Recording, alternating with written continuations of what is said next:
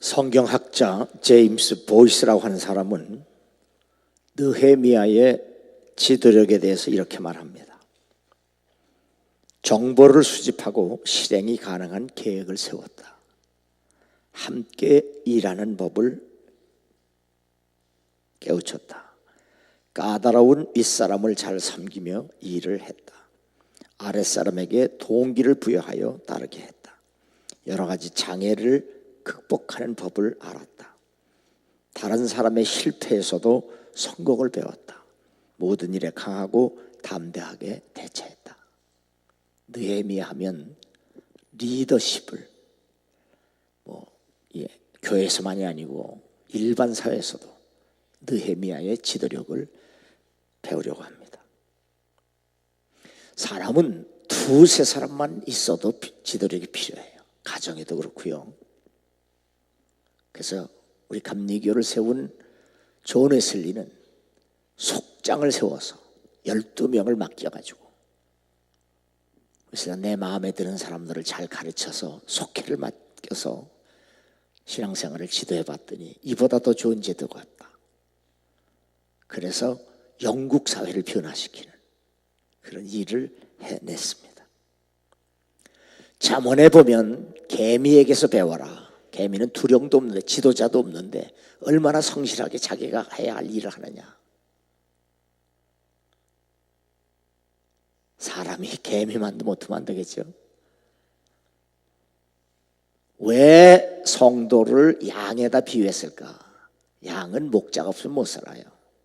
그래서 이사야 선지자는 양같이 제 길로 각자 갔다라고 했어요. 그래서 사람은 반드시 가정이든 학교든 교회든 조직사회에서 언제나 리더십이 필요해요. 그러나 의류가 느헤미야에서 배워야 한 단 한 가지는 바로 그가 하나님의 사람이라는 거예요. 느헤미야는 이렇게 기도의 사람으로 경건한 삶을 통해서 하나님과 깊은 교제를 함으로 자신에게 맡겨진 사명을 감당하는 데 필요한 지혜, 인내, 기술, 노력을 얻어서 방해하는 원수들 앞에서도 성전 공사를 52일 만에 끝냈습니다. 예루살렘은 예수님 오시기 전 586년 바벨론의 느부갓네살 왕에 의해서 공격으로 무너집니다. 그때 유다 백성은 대부분 포로로 잡혀갔고 예루살렘은 불에 탔으며 성벽은 무너졌고 주변은 잡초와 돌덩이와 오물로 뒤덮인 죽음의 도시로 변했습니다. 예루살렘 성을 중건할 사람들은 포로였기에 힘이 없고 가난했었고 그동안 몇 번에 걸쳐서 축조를 시도했지만 실패한 사람들로 의기소침해 있었습니다. 느헤미야는 이런 사람들과 함께 예루살렘 중건을 위해 계획을 세우고 기가 죽어 있는 백성들에게 효과적으로 동기를 부여함으로 엄청난 방해에도 불구하고 짧은 기간에 성벽 중건을 이루므로 불가능한 일을 가능케 한 지도자입니다. 예수님 오시기 전 445년 8월 1일에 시작하여 그해 9월 21일에 준공을 했다면 바로 느헤미야는 이 성전이 무너진 141년 만에 다시 성전을 다시 짓는 일을 마치고 내 하나님이여 이 일로 말미암아 나를 기억하옵소서. 하나님의 전과 그 모든 직무를 위하여 내가 행한 선한 일을 도말하지 마옵소서. 느헤미야의 리더십은 상상만 해도 식었던 가슴을 다시 뜨겁게 할 수 있습니다. 내 하나님이여 나를 기억하사 복을 주옵소서. 오늘 본문 마지막 느헤미야의 기도입니다. 저는 이 느헤미야를 읽고 또 느헤미야의 기도를 읽을 때마다 정말 가슴이 뜨거워져요. 우리가 느헤미야처럼 우리에게 맡겨진, 각자에게 맡겨진 사명을 다 감당하고 하나님을 향하여, 하나님을 나를 기억하시고 내가 행한 일을 기억하시고 내게 복을 주옵소서, 이렇게 기도할 수 있는 건강한 성도가 되기를 주의 이름으로 축원합니다. 맡겨주신 사명을 다 감당하고 하나님께 이렇게 기도할 수 있는 것, 얼마나 복돼요. 느헤미야는 정말 복받을 만한 사람입니다. 첫 번째로 느헤미야의 믿음과 순종에 대해서 말씀드립니다. 1장 4절 5절에 보면 내가 이 말을 듣고 앉아서 울고 수일 동안 슬퍼하며 하늘의 하나님 앞에 금식하며 기도하여 이르되 하늘의 하나님 여호와여, 크고 두려우신 하나님이여, 주를 사랑하고 주의 계명을 지키는 자에게 언약을 지키시며 긍휼을 베푸시는 주여 간구하나이다. 진정한 리더십은 first things first, 중요한 것을 먼저 할 수 있는 결단에서 시작됩니다. 우선순위는 언제나 시간을 효율적으로 사용할 수 있고 일 처리가 매우 효과적일 수 있기 때문입니다. 느헤미야의 리더십은 무엇보다 먼저 하나님 앞에서 눈물을 흘리며 금식하며 자신을 낮추는 그의 태도에서 비롯되었다고 볼 수 있습니다. 어떤 일이 발생했을 때 그 일을 처리하기 위해서 하나님도 가정도 건강도 다 내팽개치고 그 일을 쫓아하는 사람은 결국 실패를 안고 출발하는 겁니다. 그러나 느헤미야는 하나님 앞에 금식하며 하나님 앞에 자신을 낮추고 하나님을 가까이 하는 일을 먼저 합니다. 종이 주의 종들인 이스라엘 자손을 위하여 주야로 기도하오며 우리 이스라엘 자손이 주께 범죄한 죄들을 자복하오니 주는 귀를 기울이시며 눈을 여기사 종의 기도를 들으시옵소서. 나와 내 아버지의 집이 범죄하여 주를 향하여 크게 악을 행하여 주께서 주의 종 모세에게 명하신 계명과 율례와 규례를 지키지 아니하였나이다. 느헤미야의 기도에서 돋보이는 것은 그의 태도와 더불어 죄의 회개입니다. 그것도 자신만의 죄가 아니라 이스라엘 백성 전체의 죄를 한 몸에 지니고 하나님께 기도합니다. 느헤미야는 이스라엘의 죄로 말미암아 하나님의 심판으로 예루살렘이 함락되었고 예루살렘의 회복은 죄를 철저히 회개하는 것임을 알았습니다. 이렇게 진단과 처방이 언제나 정확하고 반듯해야 우리가 하나님 앞에 바로 서서 하나님이 주신 은혜와 복을 받을 수 있습니다. 만일 너희가 범죄하면 내가 너희를 여러 나라 가운데서 흩을 것이요 만일 내게로 돌아와 내 계명을 지켜 행하면 너희 쫓긴 자가 하늘 끝에 있을지라도 내가 거기서부터 그들을 모아 내 이름을 두려고 택한 곳에 돌아오게 하리라 하신 말씀을 이제 청하건대 기억하옵소서. 느헤미야는 모세를 통해 주신 말씀을 충분히 깨닫고 알면서 기도했습니다. 주여 구하오니 귀를 기울이사 종의 기도와 주의 이름을 경외하기를 기뻐하는 종들의 기도를 들으시고 오늘 종이 형통하여 사람 앞에서 은혜를 입게 하여 주옵소서. 느헤미야의 기도는 회개와 함께 하나님의 은혜를 사모하는 마음이 간절했습니다.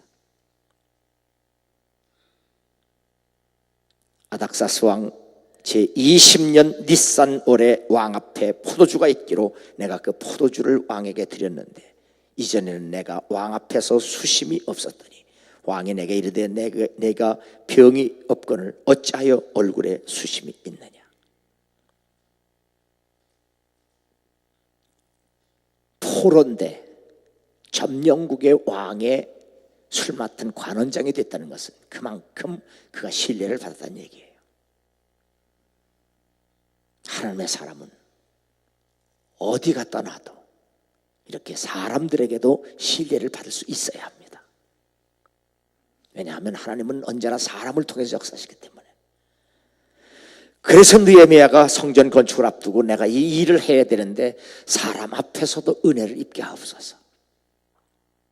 그래서 우리는 하나님 잘 만나는 복을 받아야 되고요, 사람 잘 만나는 복을 받아야 되고요, 그리고 일 복을 받아야 돼요.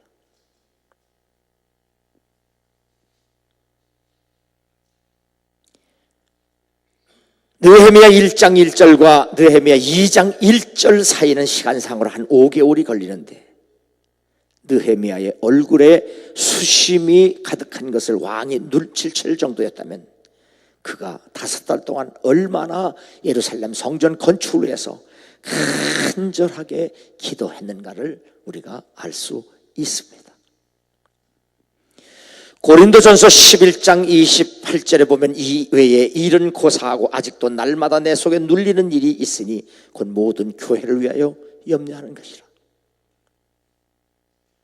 바울도 교회 때문에 느헤미야처럼 날마다 눌리는 일에 시달렸다고 했습니다.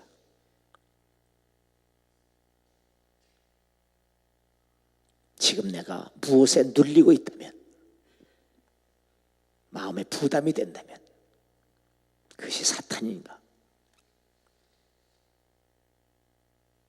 세상인가, 내 육신의 정욕인가, 하나님의 일 때문인가 정확하게 진단할 수 있어야 해요.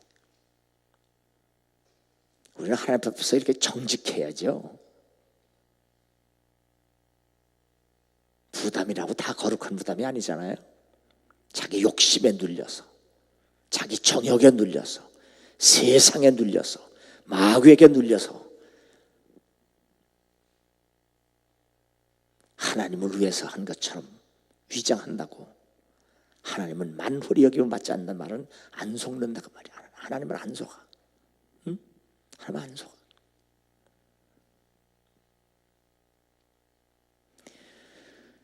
정말 교회를 위해 눌리는 일이 있다면, 교회 일 때문에, 하나님 일 때문에 눌릴 일이 있다면 이것은 참으로 복 있는 하나님의 사람입니다. 느헤미야처럼 우리의 기도가 하나님이 볼 수 있도록 얼굴에 나타날 수 있어야 합니다. 그것이 바로 예수입니다. 더욱 힘써 간절히 애써 간절히 기도하죠. 땀방울이 떨어지는데 핏방울처럼 되었더라. 땀이 어디서 났다고요? 얼굴에서 났잖아요. 그 간절하게 기도하는 모습이 하나님 마음을 감동시켜야 돼요. 그래서 하나님이 히스기야의 눈물의 기도를 들으시고 보셨어요. 듣기만 한 거야. 보시고 그의 생명을 15년 연장했다라고 말씀하셨어요. 우리가 하나님을 위한 기도, 하나님을 위한 찬양, 하나님을 봉사, 하나님을 위한 헌신, 하나님을 희생이 우리의 얼굴과 몸의 태도와 자세로 나타나야 될 줄로 믿습니다. 하나님이여 나를 기억하사 내게 복을 주옵소서. 그렇게 주님을 위해서 최선을 다하여 내게 맡겨진 사명을 감당하고 하나님께 두 손 높이 들고 하나님 나를 기억하시고 내게 복을 주옵소서. 이런 사람이 되야죠. 할 일은 안 하고 복만 받으려고 한다면 그 웃기는 짬뽕 아니요? 두 번째, 느헤미야의 목표와 집중력입니다. 느헤미야 2장 4절 5절에 보면 왕이 만일 좋게 여기시고 종이 왕의 목전에서 은혜를 얻어 싸우면 나를 유다 땅 나의 조상들의 묘실이 있는 성읍에 보내어 그 성을 건축하게 하옵소서. 포로가 정복자에게 조국의 성벽을 재건하겠다고 하는 것은 반역행위입니다. 그러함에도 불구하고 하나님께 기도한 후에 왕에게 가서 내가 조국의 성전을 짓겠다고 고백한 것은 그가 얼마나 사명감에 불타 있는가 하는 거예요. 사도 바울이 내가 예루살렘에 가서 결박당한다고 할지라도 나는 죽을 것을 각오했으니 나는 복음을 위해서, 받은 사명을 위해서 내 생명을 조금도 아까워하지 않는다 라고 고백한 고백처럼 느헤미야는 왕 앞에 가서 왕이여 내게 은혜를 주셔서 조국에 가서 무너진 성전을 다시 건축하게 해달라고 요구합니다. 하나님께서 보여주신 비전을 따라 기도하며 계획하며 왕과 이스라엘 백성 사이에서 신중하게 행동하는 느헤미야의 리더십은 참으로 우리에게 감동을 줍니다.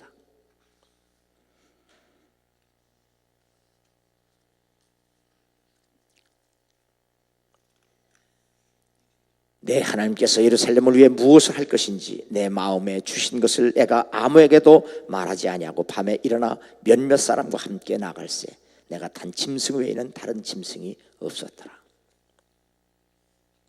포로가 귀환해서 예루살렘 성전을 재건한다는 일은 목숨을 건 일입니다. 왜냐하면 이미 예루살렘은 바벨론의 포로가 됐기 때문에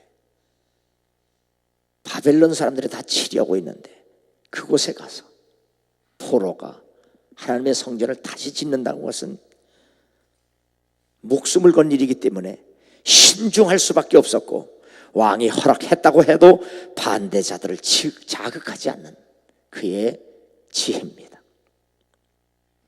왕은 만세수를 하옵소서 내 조상들의 묘실이 있는 성읍이 이제까지 황폐하고 성문이 불탔사오니 내가 어찌 얼굴에 수심이 없사오리까. 13년 전 아닥사스다 왕 제위 7년 되는 해에 유대 학사 에스라와 함께 예루살렘에 돌아가 고레스의 명을 따라 성전과 성벽을 증건하고자 했지만 유프라데스 강 서편의 총독들의 반대로 아닥사스다 왕이 중단을 시켰습니다. 그 중단시킨 성전 공사를 중단시킨 왕에게 느헤미야가 정치적 문제를 조상의 묘실이 회표되었다며 개인의 문제로 접근해서 왕의 허락을 다시 받아내는 지혜와 기지, 이런 것들이 우리가 배워야 할 지도적입니다. 하나님이 한다고 열심만 내고 무대뽀로 하는 것이 아니라 성전 건축을 중단시킨 그 왕에게 가서 다시 성전 건축을 할 수 있도록 허락을 받는 그의 지혜, 기지, 이것이 바로 우리 그리스도인들에게 필요한 지도적입니다. 그들이 건축하는 돌 성벽은 여호가 올라가도 곧 무너지리라. 암몬의 도비야가 성벽을 건축하는 느헤미야를 비웃고 조롱을 합니다. 그렇게 비난하고 조롱하고 저 봐라 그 여호가 올라도 허물어질, 그렇게 비난해도 그 비난하는 사람들과 상대하지 않습니다. 우리 하나님이여 들으시옵소서. 우리가 업신여김을 당하나이다. 원하건대 그들이 욕하는 것을 자기에게 돌아가게 하옵소서. 느헤미야는 이렇게 기도하며 하나님과 긴밀하게 동행하며 사역을 감당했습니다. 그래서 느헤미야는 반대자들의 공갈과 협박 그리고 조소와 비방에도 굴하지 않고 하나님께서 기뻐하시고 원하시는 일을 단숨에 이루어냅니다. 아메리칸 익스프레스의 부사장 로버트 타운센이라고 하는 타운센들은 훌륭한 조직법이라고 하는 자기가 쓴 책에서 지도자가 수행해야 할 가장 중요한 기능 중에 하나는 그의 조직으로 하여금 목표에 집중하게 만드는 일이다. 맞습니다. 느헤미야는 이렇게 성전을 중건하는 한 가지 목표에 모든 역량을 집중했습니다. 하나님께서 그들의 꾀를 피하셨으므로 우리가 다 성에 돌아와서 각각 일하였는데 그때로부터 내 수하 사람들의 절반은 일하고 절반은 갑옷을 입고 창과 방패와 활을 가졌고 민장은 유다 족속의 뒤에 있었다. 우리가 하나님의 일은 방해자들 때문에 못하는 것이 아니라 우리의 믿음이 없어 못하는 겁니다. 하나님은 하나님의 일을 위해서 방해자들을 폐하시고 하나님의 뜻에 순종하는 사람을 통해서 여전히 역사하시기 때문에 여러분이 하나님의 일을 하면서 남 탓하지 말고 남 핑계하지 말고 남에게 책임 전가하는 그런 더럽게 사는 사람이 아니라 어떠한 경우라도 하나님과 교제하며 내가 해야 할 일을 감당하는 여러분 되기를 주님으로 축원합니다. 기도하며 일하는 느헤미야의 등 뒤에서 역사하시는 하나님을 우리가 볼 수 있어야 합니다. 우리의 대적이 우리가 그들의 의도를 눈치챘다 함을 들으니라. 느헤미야는 이렇게 특별한 분별력이 있었습니다. 그래서 자신이 감당해야 할 일을 그 수많은 원수들 앞에서도 신실하게 감당할 수 있었습니다.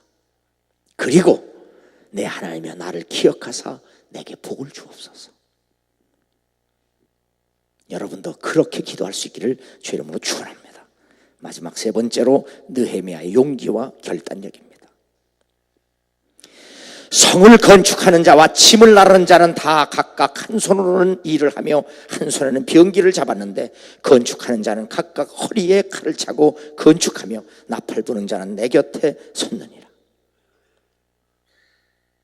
느헤미야는 건축을 방해하며 대적한 무리들과 싸우기 위해 일하는 사람들에게 한 손으로는 일을 하고 한 손에는 병기를 잡게 한 것이 그의 탁월한 리더십입니다. 느헤미야의 리더십은 추상적이지도 않고 실제적이며 현실적인 것이 특징입니다. 느헤미야는 성전 건축을 위해 백성들에게 기도만 하라고도 하지 않고 일만 하라고도 하지 않습니다. 그의 신앙은 균형 감각이 있기 때문에 언제나 건강한 이스라엘의 영적 지도자였습니다. 소위 하나님께 맡겼다는 사람들, 그 믿음 좋은 건 아닙니다. 하나님께 맡겨도 내가 해야 할 일은 해야 합니다. 내가 해야 할 일을 하면서 기도하고 기도하면서 일해야 합니다. 아멘. 기도만 하는 것도 병든 거고 일만 하는 것도 병든 겁니다. 나 같은 자가 어찌 도망하며 나 같은 몸이면 누가 외소에 들어가서 생명을 보존하겠느냐. 나는 돌아가지 않겠노라. 성전 건축을 반대하는 그 총독들이 같이 모여서 교묘하게 느헤미야에게 회담을 제안했고 이를 빌미로 그를 죽이려고 음모를 꾸밉니다. 그들이 4번이나 이같이 내게 사람을 보내되 나는 똑같이 대답하였더니 산발랏이 5번째는 그 종자의 손에 봉하지 않은 편지를 내게 보냈다. 얼마나 끈질깁니까? 느헤미야를 무너뜨려서 성전 건축을 방해하려고 얼마나 끈질기게. 그래서 성경은 이렇게 얘기합니다. 택하신 자라도 삼키려고 마귀가 우는 사자와 같이 덤벼드니 그 마귀를 상대해 싸우지 말고 하나님을 가까이 하라. 그리하면 하나님이 너와 가까이 하시리라. 그리고 우리가 살아면서 인과관계가 깨지면 그 사람과 상대하지 말고 하나님을 상대하면 돼요. 아멘. 그게 지혜예요. 그게 믿음이에요.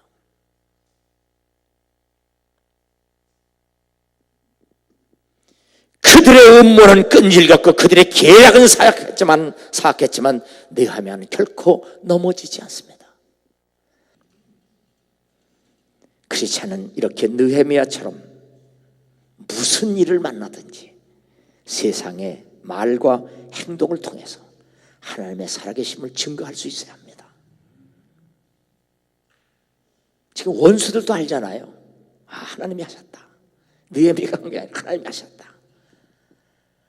바로 우리들을 통해서도 우리와 같이 질그릇 깨어지기 쉬운 이 질그릇과 같은 인생 속에 맡겨진 일, 이 질그릇이 감당할 수 없는데도 불구하고 감당하면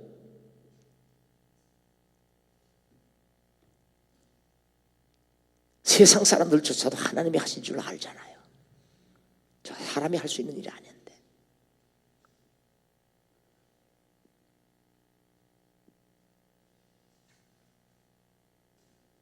진정한 용기는 두려움이 없는 그런 마음의 상태가 아닙니다. 두렵거나 상심되고 낙심되었을 때도 하나님께서 원하시고 기뻐하실 수 있는 일을 하는 거예요. 주의 일한다고 걱정 없고 근심 없고 다 편안한 가운데 그냥 째지게 좋아서 하는 일이 아니에요. 늘 눌리고 걱정되고 근심되고. 제가 이 성전을 지면서 아시잖아요. 기도도 안 돼. 기도도. 밥도 못 먹어요. 잠도 못 자요.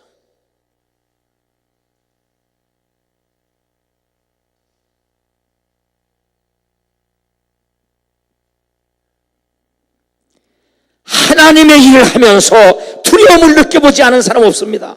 하나님의 일을 하면서 낙심하고 상심해 보지 않은 사람 없습니다. 하나님의 일을 하면서 괴로움을 당해보지 않은 사람 없습니다. 그러나 그러한 상황에서도 개의치 않고 하나님께서 모든 것을 하나님께 모든 걸 맡기고 의지하면서 리더십을 발휘해서 하나님께서 기뻐하시는 일에 전력할 수 있는 사람. 아멘. 이게 그렇잖아요. 이게 원망불평하고 남의 탓이나 하고 남에게 책임 전가하고 이런 너절한 인간 되지 말고, 아무리 하나님의 일을 해도 칭찬과 격려는커녕 비난하고 욕하고 그런다고 할지라도 그런 한복판에서도 살아계신 하나님을 의지함으로 그 걱정과 근심을 이겨낼 수 있다는 얘기예요. 걱정 없는 사람 어디 있어요? 근심 없는 사람 어디 있어요?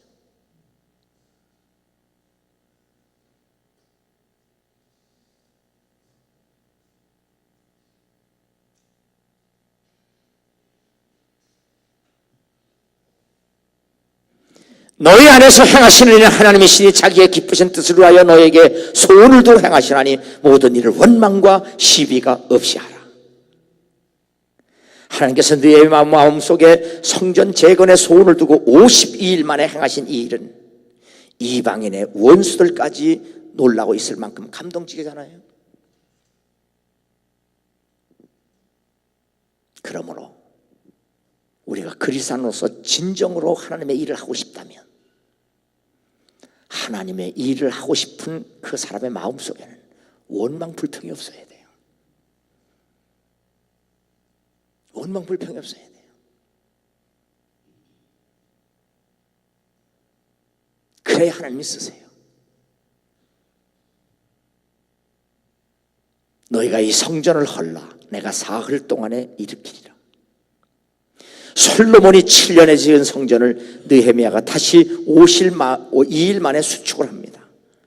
그리고 다시 헤롯 왕이 46년에 걸쳐 지은 성전을 예수께서 다시 3일 만에 지으셨습니다. 죽은 자 가운데서 살아나신 후에야 제자들이 이 말씀하신 것을 기억하고 성경과 예수께서 하신 말씀을 믿었더라. 예수님이 지은 성전은 우리가 지은 나무나 집이나 이 벽돌로 지은 집이 아니라 바로 예수 그리스도께서 성전이 되셔서 그를 의지하는 사람으로 하여금 하나님이 거하실 수 있는 성전된 우리를 의미하는 겁니다. 복음의 눈을 뜨고 복음에 합당한 삶을 살게 하는 바로 크리스천을 의미합니다.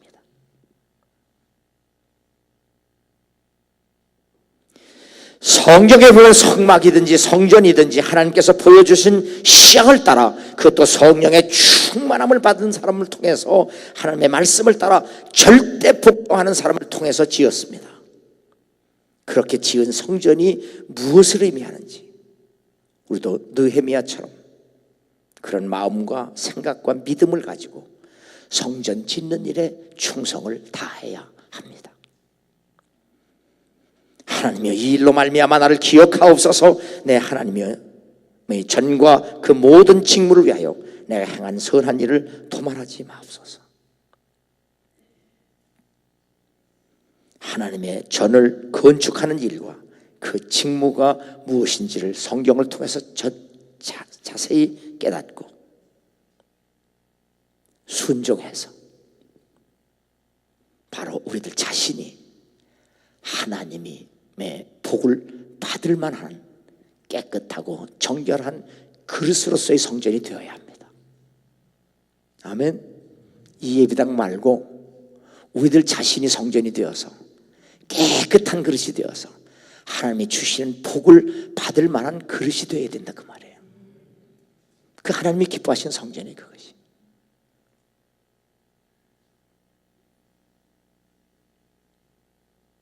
그리고 나서 하나님이여 나를 기억하사 복을 주옵소서. 내가 하나님이 주신 복을 받을 준비가 되었나이다. 그거 아니야? 복 주옵소서. 내가 담을 그릇이 준비되었나이다. 이쯤 돼야죠. 이쯤.